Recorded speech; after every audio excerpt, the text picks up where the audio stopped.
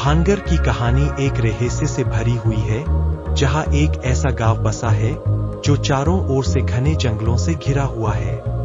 यह गांव अपनी पुरानी और भूतिया कहानियों के लिए प्रसिद्ध है, विशेषकर एक खंडहर के लिए, जिसमें एक बड़ी बालों वाली चुड़ैल बताई जाती है।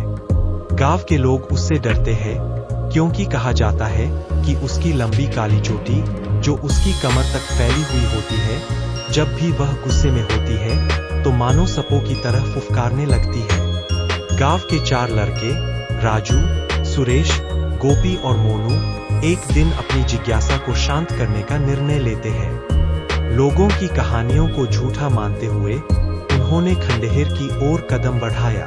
खंडहर का दरवाजा खोलते ही, जैसे ही ठंडी हवा का झोंका आया, अजीब सी घुंघरूस की आवाज उनके कानों में गूंजने लगी। अंदर जाने पर उन्हें अंदाजा हुआ कि वह सिर्फ एक मिथक नहीं, बल्कि वास्तविकता का सामना करने वाले हैं। Inside, darkness enveloped them, with only the eerie sound of bells echoing through the halls. Suddenly, उनकी नजर एक औरत पर पड़ी, जो सफेद कपड़ों में बैठी थी। उसके बाल जमीन पर फैल रहे थे, जैसे जीवन में एक अद्भुत रहस्य दबी हुई हो। उसकी लंबी हंसी सुनकर राजू की दिल की धड़कन तेज हो गई। वह घबराते हुए उससे सवाल पूछता है, तुम कौन हो? उस औरत का अचानक उठना एक पूर्वजन्म की कहानी का अनावरण करता है।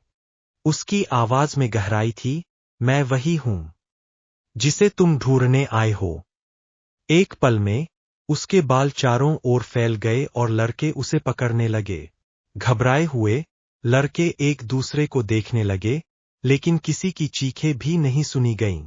खंडहर में उनकी हंसी और चीखें धीरे धीरे धुंधली होती गईं, और गांव में लोगों को पता चला कि उनमें से कोई लौटने वाला नहीं था।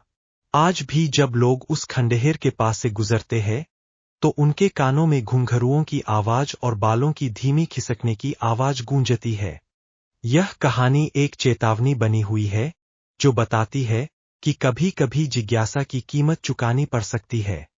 भानगर के खंडहर में वो छिपा हुआ रहस्य आज भी एक डरावनी कहानी के रूप में जीवित है।